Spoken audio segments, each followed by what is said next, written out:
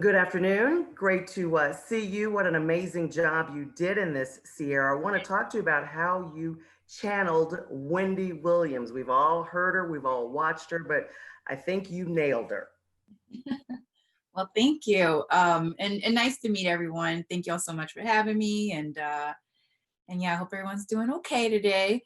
Um, Channeling Wendy Williams, there was, what's the simplest answer I could give? Because it's so layered, right? I mean, Wendy Williams, we see her on TV, we've heard her back in the day on the radio. So, she's definitely a familiar voice and a familiar face. So, that's where I had to start from, right? I was pulling up, YouTube videos, just trying to find whatever I could to just kind of like embody who this woman is. And then I got the chance to speak with her over the phone, a few weeks before we started filming. And I think that that's where a lot of the pieces started to click. I mean, I went into it on the phone call, like having, questions to ask her. But after a while, I just wanted to just sit back and just kind of absorb her and take her in and just listen to her. So, I would ask her, questions in relation to the movie and certain circumstances. And she would just, riff and just go on and tell me about, what those experiences were personally like for her. And then, slowly after that, or I would say, soon after that, I just started to get a totality of just who this woman is and an understanding of her. And so like a lot of these pieces just started coming together. And I just started to see her more as just the human, Wendy Williams, and kind of taking away all of that stuff that we see on TV and that we hear on the radio, but like really filling in the blanks of who this human, who this woman is. And so it was pieces of that, and then pieces of my own personal background and my personal history. And then I have an aunt, her name's Kathy, my aunt Kathy, who has a lot of shades of Wendy as well. And so, I kind of drew from her and had some conversation with her, especially when it came up around, talking about miscarriages. I know my Aunt Kathy she had some really traumatic events around that as well. And so a lot of it was just pulling from my personal story, from women that I knew, and also pulling from Wendy Williams. And then by the time I got up to Vancouver, I felt like I had a good grasp of her. But then when I was sitting in my hotel room all by myself for 2 weeks, I had no choice but to like fully absorb and soak in Wendy Williams. And that's what I did. And so yeah, and thank goodness for Darren Grant and Shayla and Sheila, the producers of the movie. They allowed me to just be in, full character the whole time, even on camera and off camera. And that was really helpful to have that. So it was a lot of things. I mean, doing my research, but also tapping into her energy and her psyche and my own, experience. It all just came together to creating this character on screen. So yeah. Hello. I wanted to talk to Morocco and talk about how you prepared to play Kevin Hunter. Michael B. Jordan, when he played Killmonger in Black Panther, said he isolated himself for days to kind of portray a character not quite like himself. So I wanted to know from you, was there anything that you did in method to prepare to kind of play that hard exterior of Kevin Hunter in this movie? Um, I tried to research this brother, and I couldn't find any video of him online. So I had to go by what the script was saying and what, interviews of what Wendy said and other people who gave interviews about the brother. Then I had to take all that research, and then I was like, well, I still don't have a visual. I had pictures. I didn't know how he moved. I didn't know if he was left-handed, right-handed, or whatever, what his drink was. So it was like, I came to the project pretty late. I was painting my stairs and I got a call and I was like, what? I got a call on a Monday and I was in Vancouver by Thursday. And so luckily I had that 2 weeks to quarantine. So what I did, because, he's New York, he's Brooklyn, and I'm from Chicago, So I watched a lot of Fat Joe and Dame Dash, and I kind of meshed them two together, and came up with Kevin Hunter. So that's what I had to do. You know, I was already isolated because of the quarantine we had. That we had a mandatory 14-day quarantine when we got to Canada. So yeah, that's how I came up with the brother. You know. Perfect. Thank you. Sierra, I'm just wondering, again, your performance of Wendy, so dynamic. Has she shared her reaction with you to your performance? And if so, do you mind sharing with us what her reaction was? And if she hasn't shared her reaction to your performance, are you nervous at all? Do you feel pressured at all about what she will say once she sees the film? Assuming she hasn't, of course, I'm assuming she has. She's a producer, but what's been her reaction to your performance, if you can share that? It's been so positive. I just try to be as mindful of her and her schedule and everything. And so, throughout the whole process, I was just, again, just being really mindful and respectful of her time. And so I hadn't done a lot of like reaching out to her, but she did reach out to me about, I'd say 2 or 3 weeks ago, and sent me a very, very, very beautiful and heartfelt text message, which was just enough for me to just feel good about the work, because at the end of the day, if she's happy, I'm happy, because this is her story. And so it was really positive. I'm sorry, I don't want to, share it word for word, because I don't, I haven't had her permission to do that, but if I do, next time I talk to her, I'll be sure to share it and see if she's okay with me sharing what she said. But it was very positive and very heartfelt. So yeah. Thank you. Welcome. Yes, my question is to Sierra, and I want to know what basically, are there any stories that you can share with us during the filming of Wendy? Oh, where do I start? There's so many stories. I mean, are you looking for just like what the process was like, or because there's so many crazy fun stories. Well, let me ask you this: when you first met her, when you first met her in person, okay, how did she take to you, and how did you take to her? Oh, well, I gotta say, I haven't to this day, met Wendy in person yet. Okay. I did the whole audition process, booked the movie, but then, the COVID stuff had happened, and the movie didn't go, and then it got back up. And so by the time everything had, shaped and got back and running, we were in, a world of a pandemic and COVID. So I never got a chance to meet her in person. And I've only spoken to her on the phone and exchanged text messages with her. So, but I would say when I did first have that phone call with her, and it's funny because like I've never really been someone that would get, super like giddy or even like starstruck or anything. I mean, there's only 2 people in my entire life that I felt like have ever had that effect on me, and that's Dr. Maya Angelou and Prince. But when I knew I was having this phone call with Wendy, I was like, oh my God, like I'm about to talk to Wendy Williams. And, that comes with everything, like you're excited, but then you're also like, what is she going to ask me?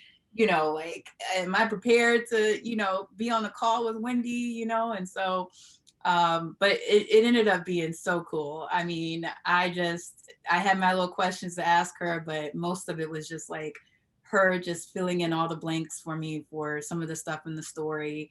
Her sharing, really what like her reactions were, and just kind of having her just share like her point of view of some of the scenes that, we see in the movie, and really like what the tea was behind all of that. And so, so it was everything that, you would imagine it to be. I mean, Wendy is the woman that you see on TV, but so much more. And I got to experience that. And it was so much fun. Like, I mean, I can't help but to laugh at it because she was cracking me up. And, but I also got to get a sense of, really just like who she is, she's a very layered woman, and there's so much more beneath the surface of what we all see. And I was privileged enough to experience that one-on-one with her over the phone. Well, thank you so much, Sierra. I appreciate it. You're welcome. Thank you so much. When I watched it, I thought, okay, this is why we experience what we do with Wendy. And you portrayed her so well. What was the most chilling scene to shoot that actually stuck with you, that you probably won't forget from the script or the movie itself? There were so many, because it's just, with Wendy Williams, you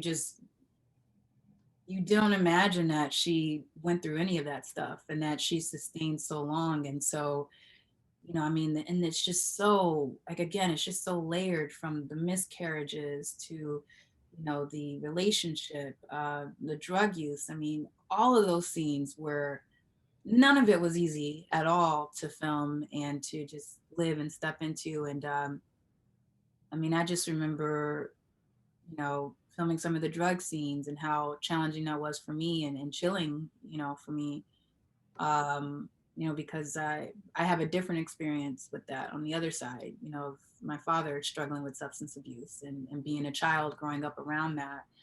And also being a child that used to go to AA and NA meetings with my father and listen to other reformed addicts talk about their rock bottoms. And I always had a lot of compassion and empathy for my father's situation, and a lot of people that have gone through that. But I also have my judgments around it too, as we all do, and so to live in a character's shoes, and also to live in Wendy Williams' shoes, doing that stuff, it kind of filled in a lot of just questions around it for me personally, like, what drives a person to go to that extent, and what the drug really represents to them. It's a confidence boost. It's a crutch. It's a coping mechanism. It's all those things. And I just remember the first time that we filmed one of those scenes, I just felt this wave of just shame and disgust just come over me. And I was like, wow, like, I'm sure that's how my father felt every time he did that, or maybe that's how Wendy felt every time she did that. So, those scenes, they were hard, and I hated the feeling of putting the powder in my nose. It was all fake, none of it real. I hated it. It was so just, it was hard, but it also just gave me a whole different perspective. And it just made me want to just grab my father and just hug him so tight, and also, hold and hug Wendy as well, because that stuff is serious, But yeah, Wendy, her story, it took me all the way there, from the sexual assault, to, again, the infidelity and the miscarriage, like all of those things, just, and I had no other choice but to really go there and make it as raw and as real and connected as possible. So. Hey guys, thank you for having us.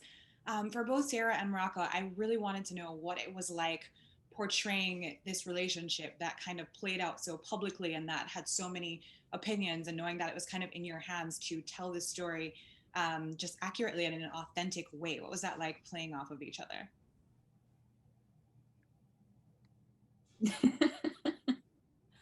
All right. Well, Morocco and I this is our first time working with each other, and, we got to have that whole 2-week quarantine thing. So we had a chance to do a couple of Zoom meetings, prior to getting on set. And one of the big things that we spoke about with this relationship is that, without a doubt, there had to be some love there, at the beginning, at least.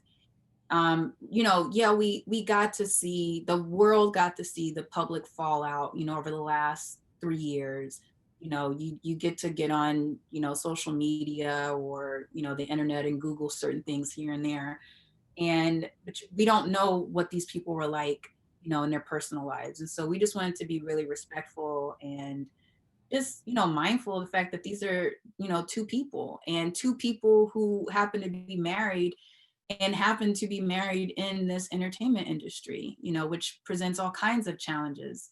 with it. And so at the end of the day, regardless of what is being, released, on the news outlets, or even, from Wendy's mouth, we just wanted to be really mindful and respectful and just show the love, and just show that, like, no matter what, that these people have gone through, or whatever, outside influences entered into the marriage, that there is still some love there, because they loved each other enough to bring a son into the world. And so all of that just took, we took all that into consideration. And we also took, Wendy's son into consideration. I mean, at the end of the day, we know that this is, Wendy's story, but, it's also her family story as well. And so we just wanted to be as mindful and respectful of that, given the fact that we don't know these people personally and haven't spent enough time around these people personally. So, yeah. Thank you. I agree with what Sierra said. And the way the script is constructed, you see this love affair. These two people fall in love. So it was important for us to build that love up, because once you build it up and then you see it crumble, then it's like this greater payoff, if that makes sense. Mm-hmm. So I was, when I was doing my research, I was just writing down all the attributes that Wendy had, what I loved about her. And then as the movie went on, or as the scenes went on, why am I stepping out the way what am I doing, and why am I doing what I do? You know what I mean? So as an actor, you're trying to find out why, what am I fighting for? What do I want? How do, so it was just doing that. And, and Sierra is masterful with her work. So it was easy to ride with her. And I was just basically trying to tell the truth and show this love story, and not have any judgment of the character of like, oh, I'm playing the bad guy. It's like, no, I'm playing a man who fell in love with this incredible woman. And then I started making mistakes. Then I had to make up the reason of why I was making these mistakes, why I wasn't coming home, why I wasn't doing. So, and it was important for me not to play the end, just live in that moment and tell the truth. So my question is for both Sierra and Morocco. Wendy's mentioned a few times on her show about the filming in Vancouver and the safety protocols that were put in place and having to stop and start filming. So my question to both of you is, what was that experience like for you filming an entire movie during COVID? What was it like filming an entire movie during COVID? That was sorry, I just like broke out a little bit. So. Yes, that's correct, yes. All right. Do you want to go first, Morocco? You go ahead. Go ahead. Or any challenges that you all faced during filming? I was very, very, very blessed and very fortunate to have had the experience of filming already during COVID, because I had wrapped season 2 of The Oval prior to coming on to Wendy Williams. I was at Tyler Perry Studios. We were filming season 2 of The Oval, his show on BET. And, all of that going into that situation was so scary, because we just didn't know, this virus is out there. We didn't want to get sick. We wanted to be sure to be healthy so we can all work. And it was such a smooth and easy, like situation. I mean, we're getting tested every 4 days. We were in quarantine. We were in a bubble. So I kind of already was, prepped for that, wearing the mask before going on camera, socially distant.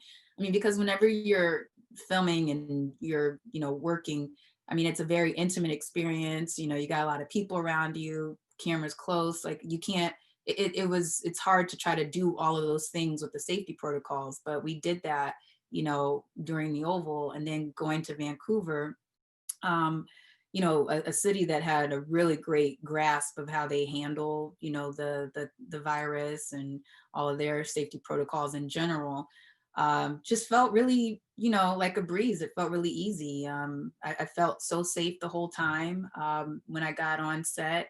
I mean, everybody, Lifetime, I think, by that time had already filmed a couple projects. So that particular production company, Front Street, they already had all of their systems in place of all of the protocols and everything. And it was a breeze dealing with that. I mean, it's definitely different. I mean, you can't hug the hair and makeup people, or you can't be all chatty in each other's faces all the time. Like, you got to do the 6 feet, wear the mask, all that stuff. But yeah, it was pretty cool. And it's definitely a new way of working and filming now. And we did it. We got through it.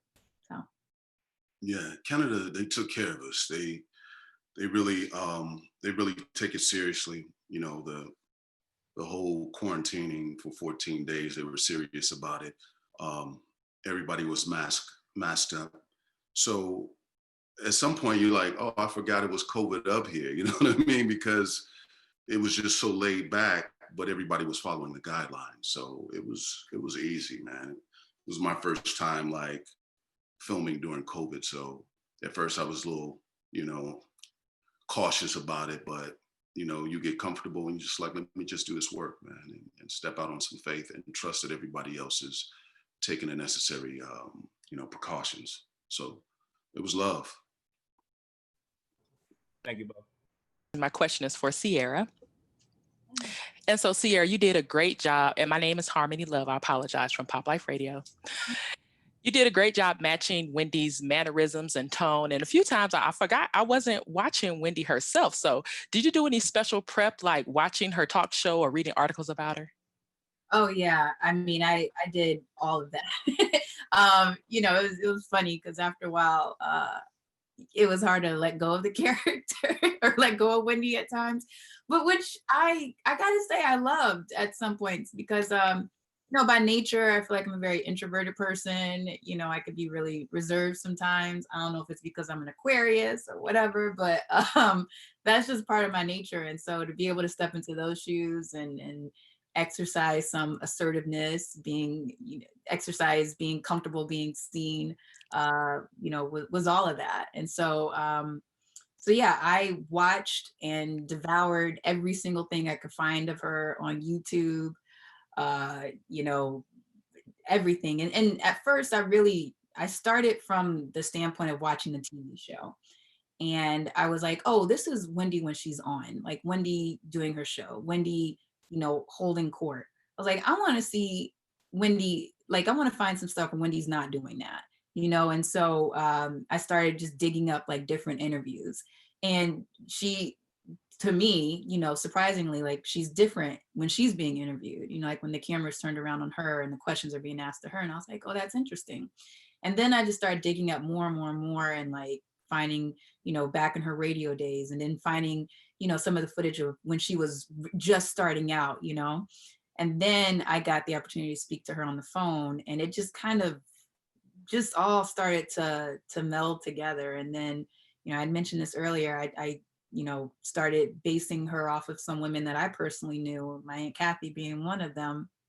And, just started to just kind of I don't know, just take all these little pieces of, Wendy Williams that's out there in the ether, but also like, bringing out like what that means for Sierra as well. And so it's a whole melting pot. It's just a big old pot of gumbo up in there. And that's what I just tried to serve up. So yeah, I had to really just jump into this woman and bring out my quirks and, my, let's see, what would I call it?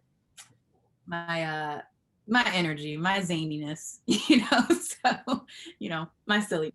So yeah. All right. Thank you, Sierra. You're welcome. Hello, my name is Chad Kincaid of thatgrapejuice.net. Thank you for having us today. And today, my question is for Morocco. So you spoke about not having many resources to reach out to Kevin Hunter or see who he was as a person, his movements, or anything like that. And I know this might sound bizarre, but did it ever cross your mind to try to find out to reach out to him? I know that might sound so crazy. Yeah, but I didn't have the network to do that, and this is Wendy's movie, so it was more of You know, this is her lens. This is her vantage point. I mean, I felt like I had enough inside the script, and there's one phone call of him giving an interview on YouTube. And I just took the liberty to do that because it was just like, well, all right, well, this is what I have. You know, this is the Wendy Williams movie. Let me just live in it and not worry. You know what I mean? Because if you say, well, you know, every day you can't be like, well, man, man, I can't get this dude on the phone, or I can't like talk to him. Then you're not doing the work anymore.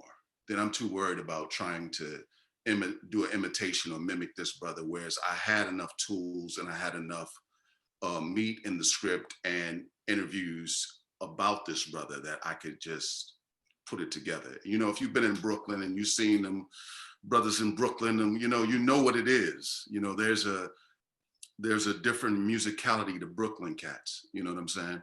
So I was just trying to capture the essence of that brother. You know, and hopefully it lands. You know what I mean? It definitely did. Thank you for that. Thank you. My question is for, my first question is for Sierra, and then my second question is for Rocco. Sierra, this is considered a role of a lifetime, and I would like to know what resonated with you when you were first tapped to play someone as iconic as Wendy Williams, who is pretty much, you know, a cultural figure in terms of media. She is the queen of all media. I think the first thing that stood out to me, you know, during the interview process, during the audition process, you know, some of the audition scenes had to do with some of the more traumatic experiences. And so just kind of going into the audition, knowing that before reading the script, I just was like, dang, I mean, this woman, you get the sense like she's lived, but you're like, she's really lived, and she's still here. And she's still, you know, coming back strong, fierce each and every time. And so that stood out to me. And that just, for me, I just related to it hardcore because, you know, I mean, there's so many, you know, experiences I've had in this business and also prior to getting into this business that have knocked the wind out of me and have knocked me down. And, you know, they're all very sacred and personal to me, but you know, somehow, some way I found the strength to just get back up and keep going. And I saw that in Wendy. And, you know, it's like, it's weird because, you know, it's not that you wouldn't think that someone like her has gone through things, but it's just the way that she just comes back each and every time.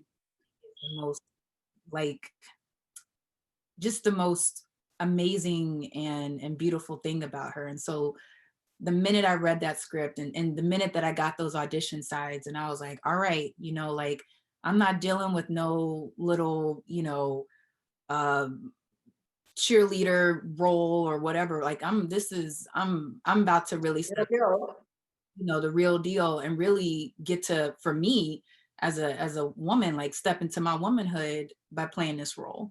And so, and show that, you know, show all facets of that as well. So, that's what stood out to me. And I was like, there is no way in the world I'm gonna let this role go. You know, like that's amazing. That's amazing. What did portraying Wendy Williams teach you about yourself, Sierra? Taught me that I'm way stronger than I thought that I was. And it taught me that I learned that it is okay to be seen, that it's you have some light and it's okay to share your light. And it's okay when people don't appreciate that light too. So those are all the things that I learned and so much more. I mean, it gets me a little choked up and it's very sacred as well. But yeah, I learned a lot from that experience. Sierra, we're all so proud of you. Portraying Wendy is huge. It's epic. It's one for the culture, and we are rooting for you to win with this film. Congratulations. you know, and all the best portraying Wendy Williams, the queen of all media. All the best to you. Thank you so much. Hi guys, I'm Jaleesa from Sheen Magazine. I wanted to ask what was the most memorable scene that you actually filmed and the one that you resonated with the most? To both of you guys. All right, Rock, you gotta take this one. I mean, what was the first part of that question? What was the scene that you filmed that stood out the most in your mind, and which one did you resonate with the most? Which scene did you know, were you able to really tap in? I'm going first, Sierra. Yeah, go first. We don't. Come on, baby, come on. I think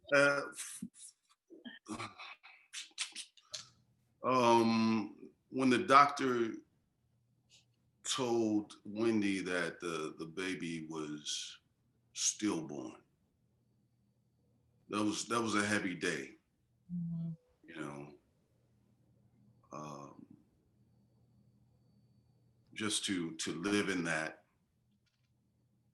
and to get that news, and we had to do that take over and over again.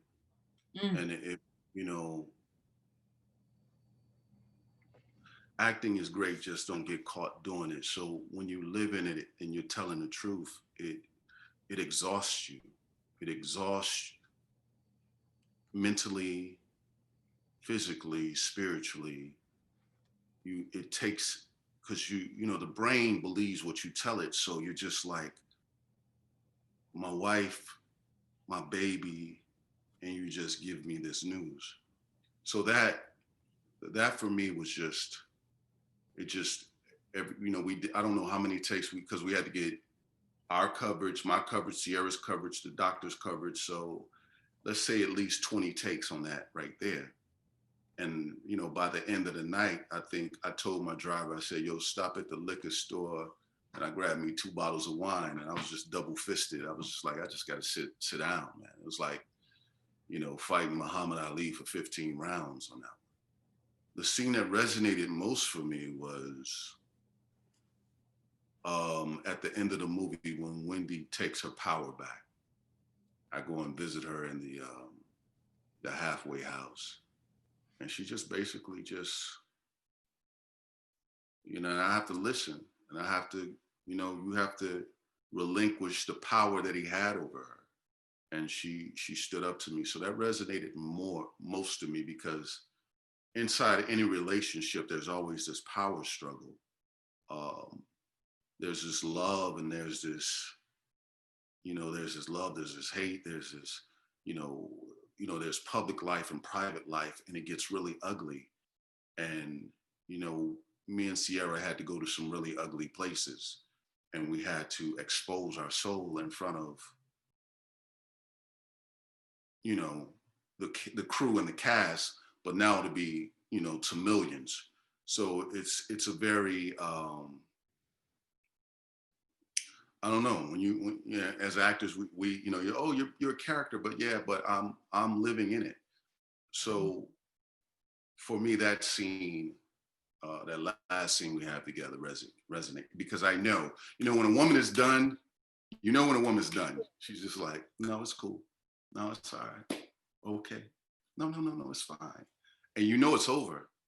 So I knew it was over, you know, in that moment. So it resonated with me. Sorry. That scene there. Sierra, your turn. Both of those were powerful scenes, and you definitely did an amazing job. Sierra, same question.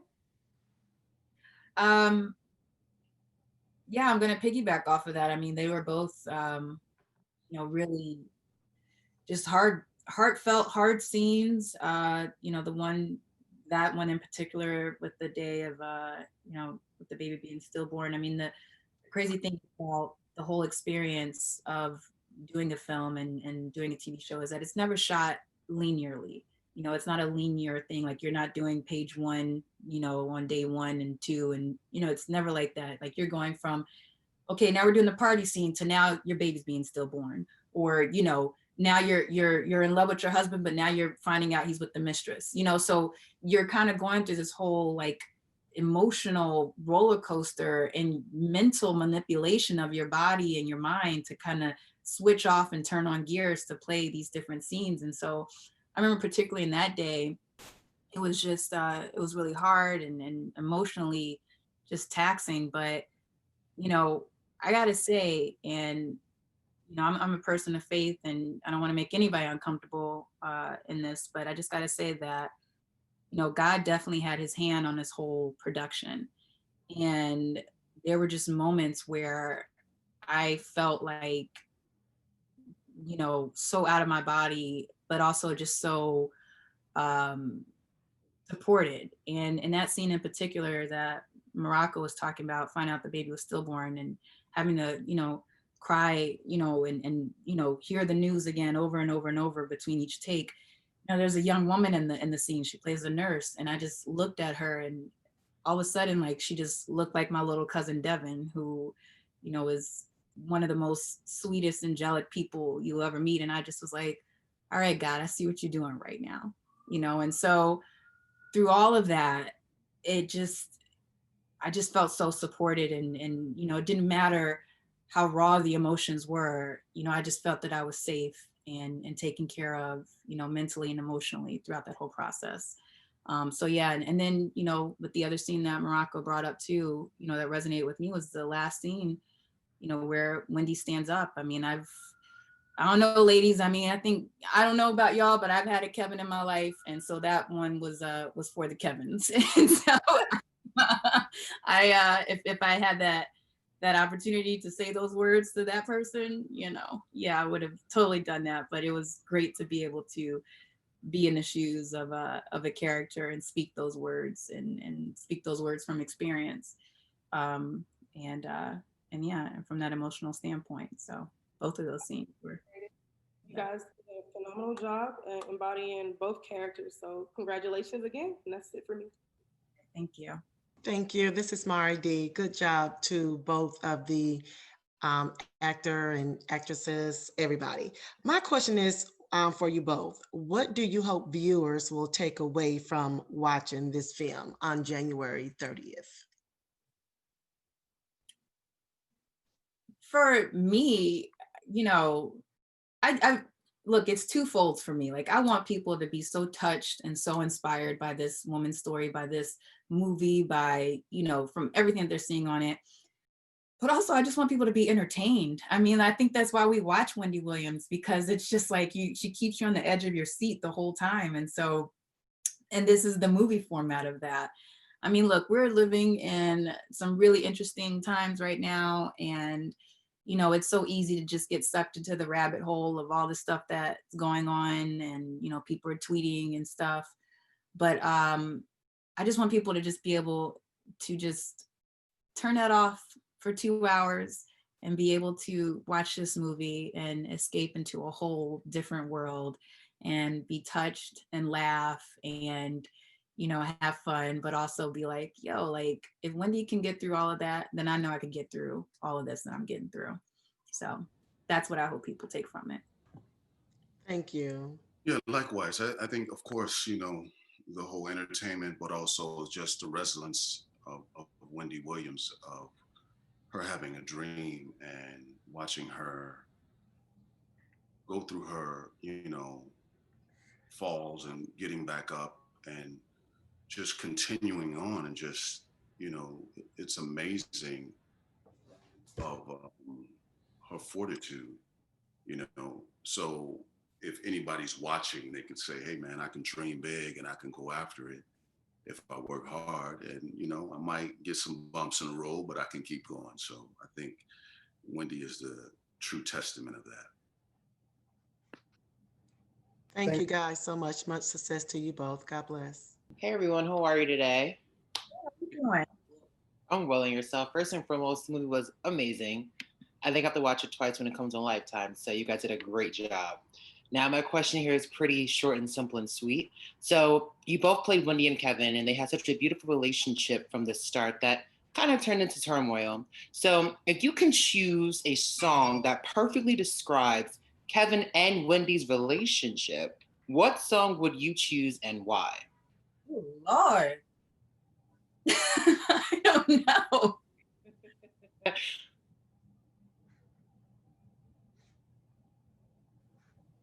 I don't even know. I mean, where you at, Rock, on that? I feel like he has a good one because he's laughing. So he That's a definitely good has question, one. bro. I can't, like, I was trying to think of something hip hop because it's the hip hop era, but I really can't. You know what I mean? It's Michelle Ndegeocello had a song called Bitter. Mm. That and Sade's Love is Stronger Than Pride. Because they went through a lot, man. I wouldn't have been able to put up with. I don't know any woman that could go through that ride with that brother like that. You know what I mean? It was pretty hectic and intense. Yeah. So yeah, that's a good question, bro. Yeah, that's all I got. Sierra, your turn. Are we gonna take that? Lil Kim, everybody. I just every song from the 90s, just throw it up in there. That's the one. It. That's it. That's what we're gonna take. I never knew a love like this before. All right, I ain't gonna sing because y'all ain't gonna have me out here. Like, Okay, we're gonna take both of those answers, but thank you both for playing. Once again, congratulations, and I can't wait to see you, Sierra, in the new season of The Oval. All right, thank you so much. Hey, this question is for Ciara. You know, Wendy is known for her different styles of wigs every day and outfits. I wanted to know for you, what was the most fun look to do in the movie? oh man, I mean, I know everybody's going to want me to say the Statue of Liberty, but I mean, like, that was just one look. Like, it was fun. I enjoyed it, but I really loved the wig and the makeup and the outfit and everything of when Wendy first meet Kevin. Like, it was just so just hip hop and just of that time period. And I think, like, at that time in Wendy's life, like, she was just really like embracing her femininity. So for me, like, I just feel like a boss. Like, I was like, oh yeah, I just felt so, like, I don't know, just dope. Like, I loved it. So that was my favorite. And Morocco picked out the lipstick, that one. So You look like a boss in that scene when she comes back after the boob job coming into the radio station. Oh, that one was fun too. I enjoyed that a lot. Yeah. So okay, so for one, were you guys fans prior to the role, and do you feel any particular pressure being that Wendy is such an icon and this is her first time really sharing her story? Did you feel any pressure with the role? Yeah. I mean, I still feel pressure, because no one's seen the movie yet. So I have, but yeah, there's a lot of pressure because, we got the social media and the YouTube and everything. And I mean, 20 years ago, we didn't have that. And so, so now it's like anybody can pull up a side-by-side comparison and, and critique and judge, and so, yeah, definitely feel the pressure, but I just hope at the end of the day that people understand and see the fact that I was playing a character and, it's a heightened version of Wendy Williams. And yeah, I was always a fan of Wendy. I mean, I used to watch her when her show first came on, and I was a little single girl in New York trying to figure out life. And, I'd log on and, watch the show and be like, oh, she said, carry $20 with you. Anytime you go on a date, so you won't be stuck anywhere. Got it. So I always kept the 20 with me, So yeah, so I was always a fan of Wendy, and I still am. She's awesome. Thank you so much. I appreciate it. You did a great job. Thank you. Thank you. Hi, Sierra. Hi. You did such a fabulous job in the Wendy Williams movie. I would love to know, what was your original reaction when seeing the billboard for this film? And also, will you be having any watch parties on January 30th? I won't have any watch parties. Well, we're supposed to be, I don't know if I'm supposed to share that, but I think I'm going to be watching with the fans. Okay. So when I saw the billboard, I mean, obviously it was really awesome. I mean, as a kid, I've always wanted to do this, and to see myself on the billboard was awesome. But, I'm a girl from New Orleans. My parents raised me a certain way, don't get your head too big, all that stuff. So I was just like, all right, this is cool, you know, cool. God, you know, and yeah, you know, and I got back in my car and went back home. So, you know. Well, you did such an amazing job. Keep up the amazing work, and we will continue rooting for you, okay? Awesome. Thank you Thank so much. you. How's it going? My question is for Sierra. What advice did Wendy give you going into production that made on filming a smooth transition? The advice she gave me was no matter what, just be confident. She was like, she said, that's what my whole thing is about, is keeping my head up high, shoulders back, chest out. And I censor this part, but she says an F them all. And so that's what I went in, you know, feeling that, knowing that, and embracing that. And yeah, I think, I hope I did that. I hope I served that up. So yeah. You did. Great job, and thank you. Thank you. Thank you, Joel. Anytime. Hey guys, so good to see you. You did a fantastic job in this film. I wanted to talk about the chemistry between you guys on the screen because it was so evident. I mean, you know, it was like when it was good, it was good. And when it was bad, it was bad. So if we can, talk about your chemistry, the both of you playing these iconic characters. Okay. Go ahead, Rock. Did we have chemistry? Oh, yeah. You know what? You know, Sierra's a sweetheart, man. I was, you know, I was just basically, and I told her, I was like, whatever you need, I'm here for you, you know, because she just had a lot of work to do. And you always want, you know, I come from the theater background in Chicago. So it was more of like, this is a collaborative effort. And we had Darren, we had Shayla Cohen on the ground as our producer up there. So it was just like a family effort, and we wanted to tell the story and get it out. So basically, like our Zoom meetings during quarantine, we were getting to know each other. Once we came out of quarantine, we met up on the roof and just talked. We knew some of the same people, but me and her, we had never met. And we just vibed, you know, we broke down the script and you know, we had kind of a like-minded approach to the characters and to the scenes. So, you know, once we got on set, it was just love. The magic just happened. And like Sierra said, man, you know, God, the ancestors and everybody just had their hands on it, and we just trusted it, you know? So that's how it is for me. Yeah, I mean, I second all of that. And, you know, with Morocco, he's just so professional, such a great actor. And it's just so refreshing to be in the presence of that. And you just kind of, you can't help but to play with each other.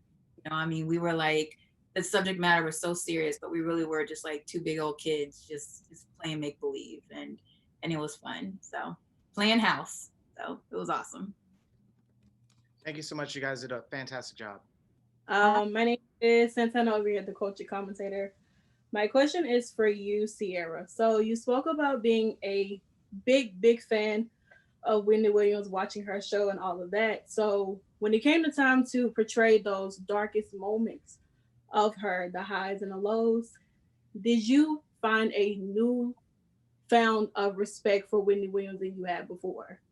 Oh yeah, big time. I mean, it brought, you know, this woman just down to here for me, you know, like in a really respectful way. I was like, wow, you know, like she's real. She's a real person. She puts her pants on one leg at a time, like we all do. And it's weird in a paradoxical sense, but that's what Wendy Williams has been doing this whole time with her talk show, is humanizing celebrities and showing that they're just like you and I.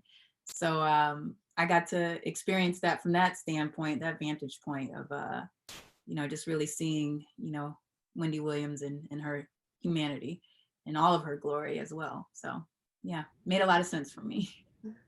Well, thank you so much. You definitely got how you doing down pat. So I had to study it out, and I knew it was going to come up somewhere. So thank you so much, Sierra. You did a great job, as well as you, Morocco. And I'm definitely going to be ready for P Valley. You know. Yes, I interviewed you at the at the premiere for the show. Yep. I remember, because I was like, "Hey, it's your girl." Yeah, exactly. So my question is, For you, Sierra, what would you say, I don't want to say was the most difficult part of portraying Wendy Williams, but what would you say was like that one part that you just had to keep working on to make sure that you got her down to the T?